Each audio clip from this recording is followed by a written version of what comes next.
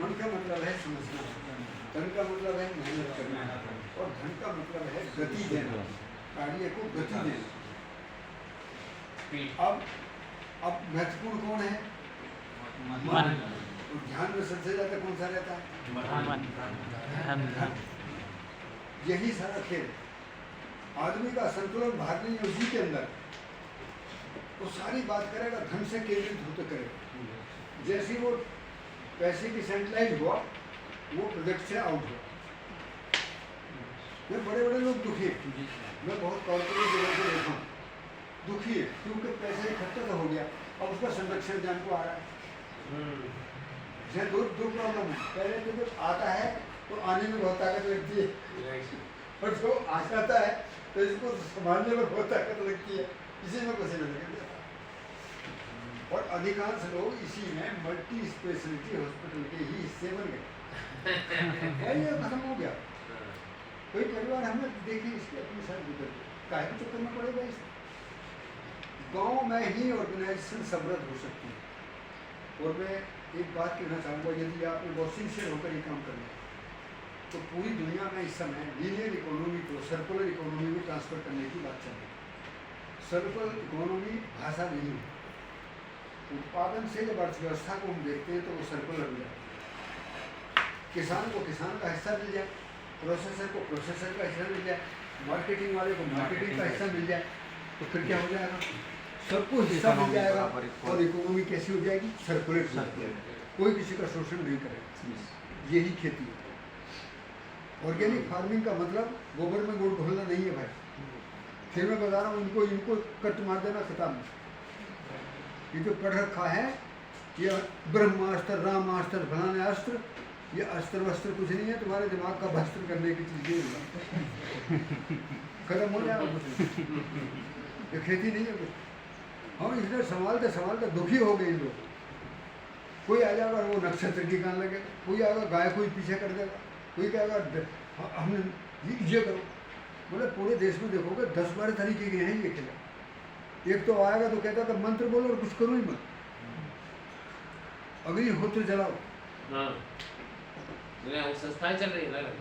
एक ग्राम गाय के गोबर में 5 लाख करोड़ बैक्टीरिया। फिर तू कहा भगा फिर फिर उधर में 10 ग्राम गाय का गोबर ले लेकर जरूरत क्या? मैं इस सारी चीज़ों को इसलिए कह रहा हूँ कि ये इतना मत लो। ये जो नेचर है ना, पूरा का पूरा जो चित्र बनाया था, क्या लगा आपको? मेरा बनाया हुआ है क्या? वो नेचर अपने एग्जिस्टेंस में है, उसका अपना अस्तित्व है। वो अपने अस्तित्व में पूरी प्रकृति की व्यवस्था है। धरती सबसे ज़्यादा है, पेड़ पौधे उससे कम है, पशु पक्षी उससे कम है, और मनुष्य सबसे कम है। और ये सबसे कम है और बुद्धि में सबसे ज़्यादा है, जरूरत में सबसे कम, बुद्धि में सबसे ज़्यादा, और दुनिया में सबसे ज़्यादा दुखी। जरूरत सबसे कम, बुद्धि सबसे ज़्यादा और दुखी सबसे ज़्यादा। क्या मतलब निकला इसका? इसलिए क्योंकि ना तो प्रकृति की व्यवस्था को समझता, लूट खसोट तमाशे के चक्कर में रहता, जल्दी से जल्दी ये चूर्ण बनाओ और बेचो। अभी भारत सरकार ने एक बहुत बढ़िया कार्यक्रम शुरू किया है, आप नोट कर लीजिए अपने दिमाग में, उसका नाम है BRC, bio resource centre. BRC bio resource centre. ये क्या है? पंचायत स्तर पर बनाए जाएंगे। हर गांव में जब हम ऑर्गेनिक एग्रीकल्चर की बात कर रहे हैं तो उसको बूस्ट करने का तंत्र तो हो। सारे किसान बैक्टीरिया को नहीं जानते, सारे किसान कार्बन को नहीं जानते, ज़मीन की फर्टिलिटी कैसे बूस्ट होगी उसको नहीं जानते। तो उनके लिए ये जो BRC है, बायो रिसोर्स सेंटर है, ये गवर्नमेंट के मेन फेस में है, और उसको बाकायदे फाइनेंस देकर सरकार कुछ बड़ा काम करना चाह रही है। इनको साइंटिफिक सिस्टम और इंस्टीट्यूशनल मोड में चलाया जाए। कैसे? जो माइक्रोब्स, देखिए इसको ध्यान से समझिए थोड़ा सा। ये FPO का यही काम है। यदि आपने ये काम नहीं किए तो सारा मामला डूबे। ये एक FPO है। अब इस FPO के 2 कार्यक्रम हैं। एक है इसका जो फॉर्मुलेशन है,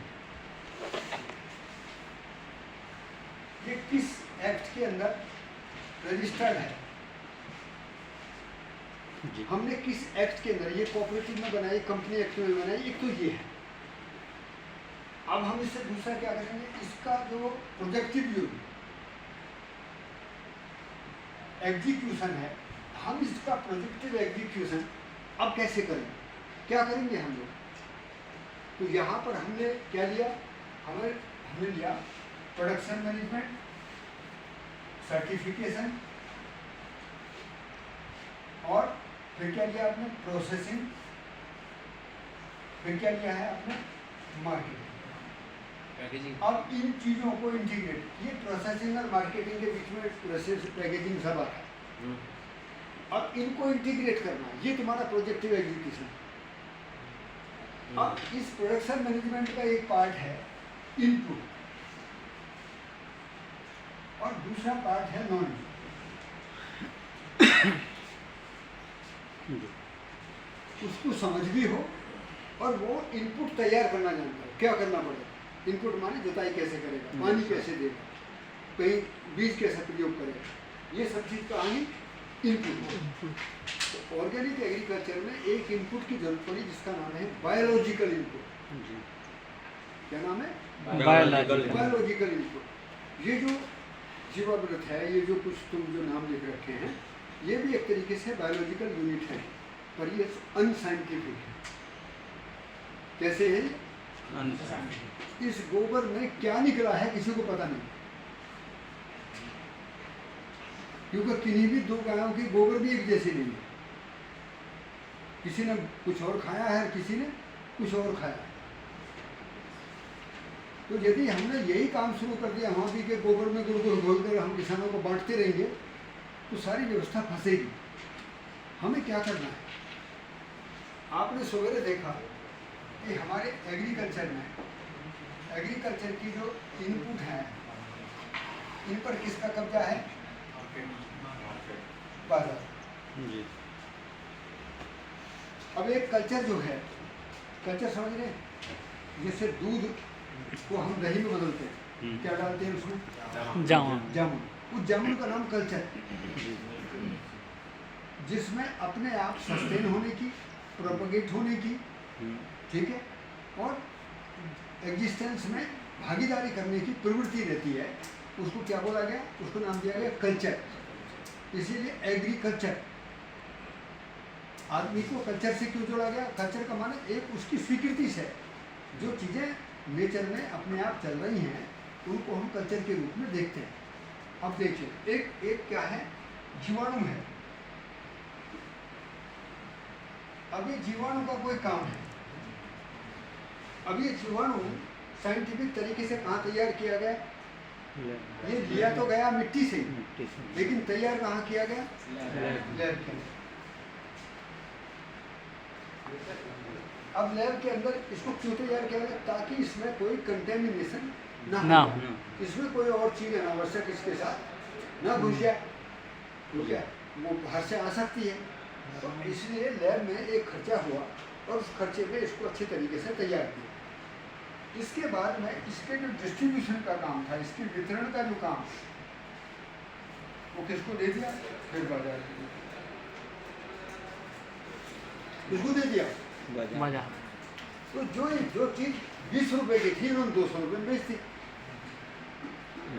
अब किसान के पास तक वो कल्चर पहुंचा कि नहीं पहुंचा, इसकी कोई गारंटी नहीं। क्या समझ में आया, कल्चर तो था, लैब भी थी, लेकिन चैनल कहाँ खराब था, यहाँ गड़बड़ थी, वितरण हो गया उसी का डिस्ट्रीब्यूशन। इसने क्या देखा, इसने केवल अपना मुनाफा देखा कि ये जो बोतल है, ये बोतल 20 रुपए की, इसको मैं 200 रुपए में कैसे करूँ, ये इसने काम। वो तैयार तो 20 रुपए में हो गई, लेकिन 200 रुपए लिए जाए, पर इसने ये नहीं देखा कि ये जीवाणु जाकर किसान के खेत में क्या काम करे। इसलिए पिछले 20-30 सालों में बैक्टीरिया बढ़ते रहे, कल्चर बढ़ते रहे, लैब चलती रही, किसानों के पास कुछ नहीं पहुंचा। भारत सरकार ने बीआरसी बनाने की योजना सोची। अब गांव के स्तर पर क्या करेंगे, बड़ी लैब से, जैसे इंडियन एग्रीकल्चर रिसर्च इंस्टीट्यूट या स्टेट लैब है, जैसे ये छत्तीसगढ़ स्टेट है, इनके पास भी लैब है। उस लैब में साइंटिस्ट बैक्टीरिया पैदा करते ही प्रोपोगेट करते हैं। उसमें ट्राइकोडर्मा कुछ जो कंट्रोल में आते हैं, कुछ रिएजेंट में आते हैं, कुछ फर्टिलाइजर में आते हैं, कल्चर में आते हैं, जो भी उनके नाम है वो साइंटिफिक भाषा के नाम है। उनको वहाँ से तैयार करके यदि वो आपको देते हैं तो एक यदि आप वहाँ से 100 रुपये की बोतल लेकर आते हो तो गुड़ के कल्चर में उसी को आप कम से कम भी 20 गुना बना सकते हैं। तो एक बोतल कितने की लेकर आए? 100 रुपये की। कितनी बोतल बना ली उससे? 20 बोतल। फिर उनमें से एक बोतल से फिर 20 बोतल, कितनी हो गई? 40 बोतल। तो 40 बोतल को 100 में बांटो, कितने पैसे का खर्चा होगा? 100 रुपये में 40 बोतल, 2.5 रुपये की एक बोतल।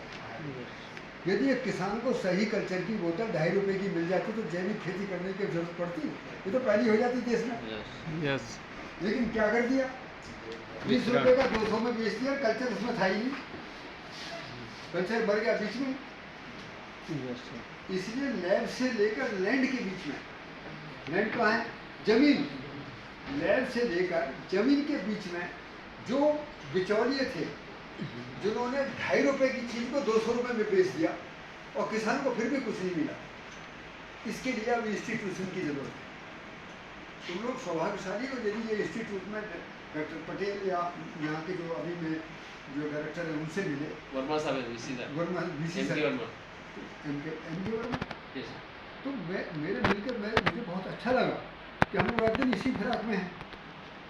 किसान तो उदासीन हो गया, नौजवानों को पता ही नहीं कि हमको करना क्या है, और इंस्टीट्यूट पढ़ा के डिग्री दे के बाहर निकाल रहे हैं। कहाँ जाएंगे भाई? अब इन्होंने जो सोचा है एग्रीकल्चर इंटरप्रेन्योर मोड में हम रूरल सेक्टर में प्रोडक्शन नेटवर्किंग के द्वारा बिल्कुल। देश को आत्मनिर्भर बनाएंगे। क्या करेंगे? Definitely. आत्मनिर्भर बनाएंगे, स्वावलंबी होंगे, मेरे गांव में रोजगार होंगे। वही सर, भैया। आपको समझ में आ रहा है ना पूरा? यस। तो ये कोई तमाशा तो है नहीं, ये तो कार्य योजना है। तो इसमें